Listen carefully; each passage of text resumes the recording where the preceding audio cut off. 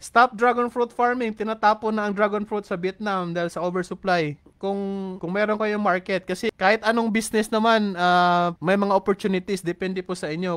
Kung malakas yung market nyo at hindi pa kayo nag-export, okay rin yan. Kahit anong business naman, pag may oversupply, problema talaga yan. Kaya nga, ang ginagawa ko sir ngayon sa farm ko, family consumption lang muna. Family needs muna. Which is kulang pa sa community ko. Kaya, ang sagot ko dyan is, wag muna kayong magsimula ng napakalaking farm na 100 hectares, na 10 hectares. Hindi muna ganun. Kaya nga, ang sabi ng mentor ko is, yung product market fit. Hindi kayo pwedeng mag-set up ng isang napakalaking business kung wala namang market. Yun po yung sagot ko, sir.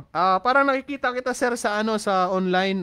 Nagpa-farm din po kayo. Kayo po yung na-message ko before sa farming. Sakto po kayo, sir. Kahit saan naman na may oversupply, problema talaga yan. Kahit saang business, pag nag-oversupply yung saging, problema yan. Kahit nag-oversupply yung mga lansones, problema yan. Kahit oversupply ng pinya, problema rin yan. Kahit oversupply ng niyog, problema rin yan.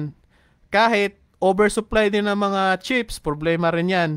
Kahit anong business talaga, pag oversupply, problema yan. Kaya nga ang kino-consider ko dyan is yung product market fit. Huwag kayong mag-expand pag walang need, pag walang market. Kaya magsimula muna kayo sa maliit. 5 poste, 6 na poste, ganun po 'yon. Even sa business ng poultry, either layer ka man o broiler, pag nag-oversupply yan, problema yan. Supply and demand pa rin kahit anong business. Even sa school, pag kulang sa estudyante, problema yan. Even nga oversupply ng school, pag wala kang classroom, problema rin yan. So tama po kayo, sir, basta oversupply, problema yan, even sa Vietnam. Ayun, tama po kayo.